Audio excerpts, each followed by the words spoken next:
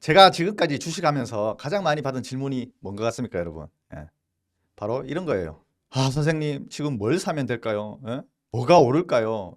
어떤 종목 샀는데 언제 팔까요? 언제 살까요? 예? 뭐가 물렸어요? 어떻게 하면 되나요? 이런 것들을 가장 많이 물어봐요. 그래서 저는 뭐라고 대답할 것 같아요, 여러분? 예, 스스로 공부해서 알아내세요. 이런 대답을 가장 많이 하죠. 왜? 투자의 책임은 본인이니까. 그래서 많은 사람들에게 스스로 공부를 좀 하라고 알려드리고 있습니다. 그래서 주식 공부를 뭐부터 해야 될지 모르는 분들이 굉장히 많더라고요. 그래서 주식 공부를 하기 위해서는 다른 건 모르겠지만 이 두 가지 정도는 일단 먼저 공부를 하셔라. 뭐냐? 뭐 하는 회사인지 알아야 된다. 그 회사에 대해서 좀 파악을 하셔야 되겠죠. 그래서 회사에 대해서 파악을 하는 기본적 분석을 공부하는 법을 아셔야 되겠고요. 그리고 언제 사고 언제 팔지 이런 것도 중요하잖아요. 그래서 차트를 통한 매매 타이밍을 좀 아셔야 된다. 그걸 이제 기술적 분석이라고 합니다. 그래서 오늘은 두 가지 다 하기는 그렇고 요 기본적 분석에 대해서 이야기를 한번 해볼까 합니다. 그래서 기본적 분석을 하는 방법, 대체 이 회사는 무엇을 하는 회사인가? 그걸 아셔야 되겠죠. 그래서 기본적 분석하는 법에 대해서 알려드리도록 하겠습니다. 그 전에 앞서서 개미들의 문제점이 뭐예요? 낱말만 듣고 매수한단 말이에요. 낱말만 듣고. 그래서 내가 뭐 어떤 종목을 샀대. 그래, 야, 그거 뭐 하는 회사냐? 라고 물어보니까 중요한 건 뭐 하는 회사인지조차 몰라요. 이걸 모른단 말이지. 그래서 스스로 공부를 안 한다는 말이겠죠. 그래서 이런 분들이 스스로 공부를 하셔야 된다. 그래서 무엇부터 공부해야 되느냐? 회사 파악을 하기 위해선 무엇을 봐야 되냐? 제가 그걸 좀 알려드리려고 합니다. 자, 우리가 회사를 파악하기 위해서 뭐 어떤 것들을 중점적으로 보면 될까요?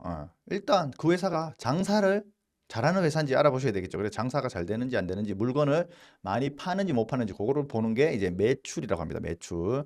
그리고 장사를 다 하고 얼마가 남았냐? 이거 중요하겠죠. 하나도 못 남으면 장사 못 한 거잖아요. 그래요? 안 그래요? 그래서 영업이익, 순이익 이런 걸 보셔야 되겠죠.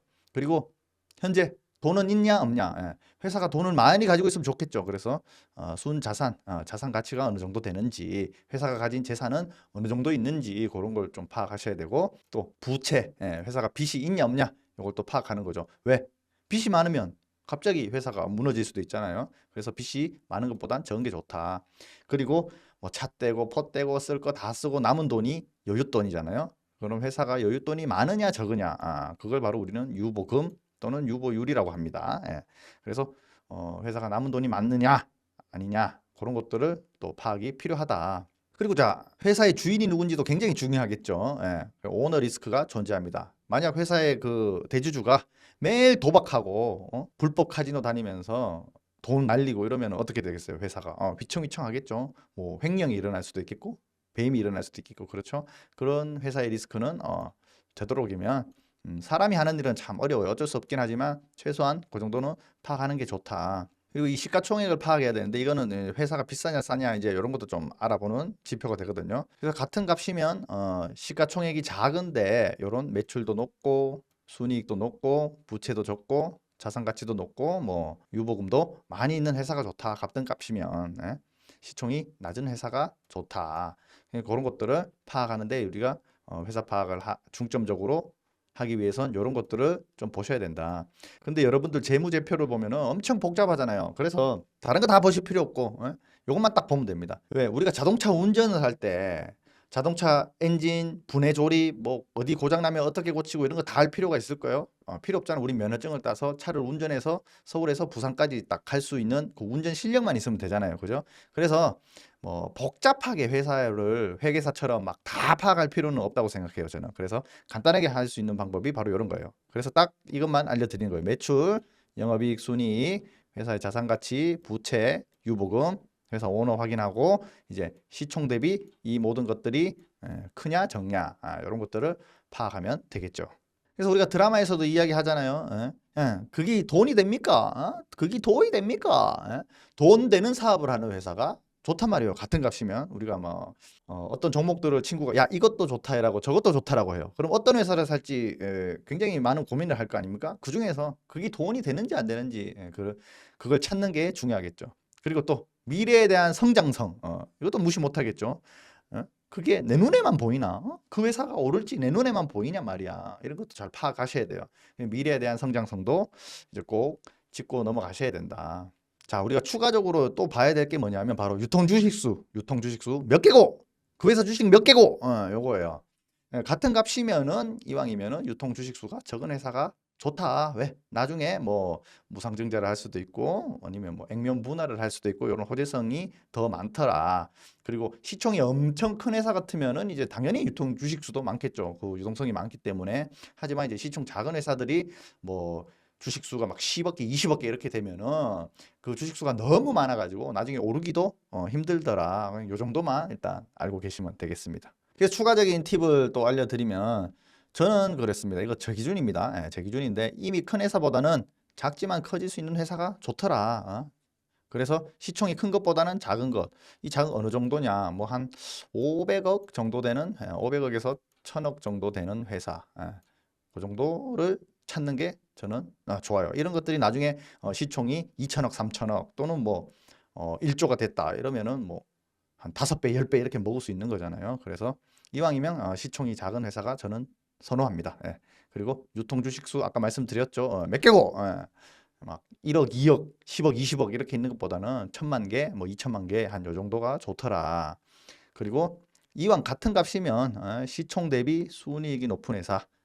이게 뭐 말하냐, 무슨 말이냐 하면은 자, 여러분 시총이 뭐냐면 주식수 곱하기 현재 가격이에요. 주식 수량 곱하기 현재 가격. 그러면 그 회사의 가격이 나와요. 그게 바로 시총이라고 하는 거거든요. 그러면 자, 1000억짜리 회사가 100억을 버는 게 좋겠어요? 아니면 100억짜리 회사가 100억을 버는 게 좋겠어요?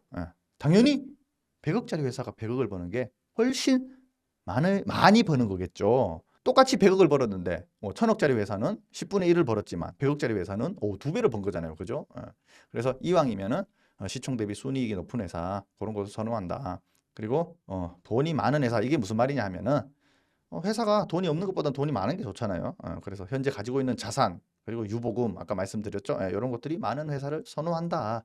그리고 특정 재료 테마가 엮인 것을 좋아한다. 자, 이것은 왜냐하면은 우리가 예전에 가치 투자 많이 들어보셨잖아요. 그러면 어떤 종목을 샀어. 이런 걸 다 충족하는 그런 회사를 우리가 찾았다 이겁니다. 그런데 그 회사가 잘 안 올라. 대한민국 주식시장 보면은 어떤 회사들이 잘 올라가죠? 특정 재료나 어떤 테마가 엮인 회사들이 이렇게 잘 올라가요. 그렇기 때문에 이왕이면 똑같이 좋은 회사더라도 재료나 테마가 엮인 것을 나는 선호한다. 왜? 더 빨리 오를 수 있으니까. 더 빨리 오를 수 있는 가능성이 있으니까. 그렇게 이해하시면 될 거예요. 그리고 물론 아까 말씀드린 거지만 미래 주식은 뭡니까? 기대감과 희망, 꿈과 희망을 먹고 사는 거잖아요. 그렇죠? 그래서 이런 미래 성장성이 있어야 잘 오르는 경향이 있더라. 그래서 좋은 회사를 사더라도 이렇게 잘 오를 수 있는 건수가 있는 회사를 저는 선호하는 겁니다. 뭐 투자자들마다 고수들마다 여러 가지 기준이 있겠지만 이건 제 개인적인 팁이니까 참고 정도 하시면 될 것 같습니다. 그래서 자, 이렇게 좋은 회사인지 뭐 하는 회사인지 이런 것들을 대체 어디서 어떻게 우리가 파악해야 되냐. 그래서 이제 같이 한번 해보도록 할게요. 이야기만 들으면은 헷갈리잖아요. 그래서 본인이 직접 해보셔야 돼요. 그래서 이걸 가장 간단하게 어디서 확인할 수 있느냐. 네이버 증권을 이제 활용해 보는 겁니다. 네이버 증권. 그리고 전자공시 사이트라고 있어요. 전자공시 사이트. 내가 이 회사를 엄청 자세하게 파악하고 싶다. 그러면 전자공시 사이트에서 항목별로 다 하나하나 자세하게 들여다봐야 되고요. 아니다, 그렇게까지는 할 필요 없고 그냥 간단하게 회사 정도만 파악해야 되겠다. 그러면 네이버 증권에서 찾는 방법이 있습니다. 같이 한번 해보도록 할게요. 자, 이렇게 네이버 화면이 있잖아요. 그럼 이 중에서 어디를 보냐? 여기 증권이라고 보이죠? 증권이라고. 여기를 클릭합니다. 클릭. 자, 여기를 클릭을 하면 이렇게 화면이 바뀌죠. 여기다가 검색창에다가 내가 원하는 회사 이름을 치면 됩니다. 삼성전자를 검색하고 싶으면 삼성전자 뭐 이런 식으로 검색을 하시면 되고요. 그리고 뭐 오늘은 기준이 없으니까 오늘 잘 오른 종목 중에 아무거나 하나 찾아서 들어가 볼게요. 여기 보니까 플레이디라는 회사가 오늘자 날짜로 지금 상한가를 가고 있네요. 클릭해 보겠습니다. 자, 친구가 그래요. 야, 플레이디 오늘 상한가 갔더라. 이거 좋다던데 무조건 따라 사자. 자, 이렇게 여러분들이 이제 추천을 받았어. 친구가 한번 사보래. 근데 걱정이잖아요. 예전 같았으면 어땠어요? 그냥 묻지도 말고 그냥 따라 샀는데 이제 우린 배운 놈이란 말이야. 이제 스스로 공부를 해야 되는 놈이란 말이야. 그래서 이제 스스로 이 회사를 파악을 한번 해봐야 되겠죠. 그래서 여기 플레이디라는 회사를 보니까 밑에 보면은 여기 이제 종목 분석이라고 보이죠? 여기 종목 분석 요거를 이제 클릭해 봅니다. 클릭하면은 이런 화면이 떠요. 이런 화면이 떠요. 그러면 여기 보면 회사 이름 있죠? 회사 이름 옆에 이 작은 집 모양이 있어요. 요거를 클릭해 보시면 그 회사 홈페이지가 짠 하고 나타납니다. 짠. 예, 이게 바로 플레이디라는 회사의 홈페이지예요. 대충 이렇게 보면은 뭐 하는 회사인지 정도는 알 수 있겠죠. 자, 뭐 플레이디에서 한 번에 통합 마케팅 캠페인을 집행하세요. 뭐 마케팅 이야기가 나오는 거 보니까 광고 회사 같아요. 그죠? 그래서 추가적으로 이 회사에 더 알고 싶다 이러면 뭐 사업의 영역 이런 거 들어가서 한번 훑어보시고 어떤 뭐 하는 회사인지 이렇게 훑어보면 되겠죠. 대충 보니까 일단 뭐 디지털 마케팅을 하는 회사예요. 예, 요 정도로만 아시고 그래서 이렇게 이 페이지에서 다시 이제 추가적으로 우리가 자세하게 좀 보면 되겠죠. 보면은 여기도 나와요. 자, 동사는 2010년 3월 12일 설립되어 코스닥 시장에 상장되었다. 검색 광고, 디스플레이 광고, 퍼포먼스 광고 등 PC 및 모바일 디바이스 기반 고객이 필요하는 디지털 마케팅의 모든 서비스를 제공하는 온라인 광고 대행을 주 사업으로 하고 있다. 이런 설명이 있죠. 대략적으로 이것만 봐도 알 수 있겠죠. 그래서 이런 회사들. 그럼 플레이디라는 회사는 온라인 뭐 디지털 마케팅을 하는 회사구나 정도는 일단 알 수 있게 되겠죠. 자, 그리고 제가 또 뭘 보라고 했습니까? 회사의 재무제표 중에 봐야 되는 부분들이 있다고 했죠. 뭘 보라고 했죠? 그 회사가 장사를 잘하고 있나 못하나 바로 매출액이죠. 매출액. 자, 해마다 분기별로 얼마나 벌고 있는지 이걸 파악하는 겁니다. 그래서 돈을 잘 벌고 있나 못 벌고 있나 그걸 확인해야 되겠죠. 그럼 자, 뭘 기준으로 그래 뭐 200억 300억 벌고 있는데 얘들이 잘 벌고 있는 건지 못 벌고 있는 건지 헷갈리잖아요. 그래서 봐야 되는 게 뭐냐? 바로 제가 시총이라 그랬죠. 시총 대비 잘 버느냐 못 버느냐 그게 중요하다. 여기 보면 시가총액이 얼마인지 이렇게 나와 있죠. 현재 이 회사의 시총은 약 780억 780억짜리가 밑으로 다시 내려가 볼까요? 780억짜리 회사가 장사를 해서 뭐 한 300억을 벌었어. 분기별로 100억씩 벌어.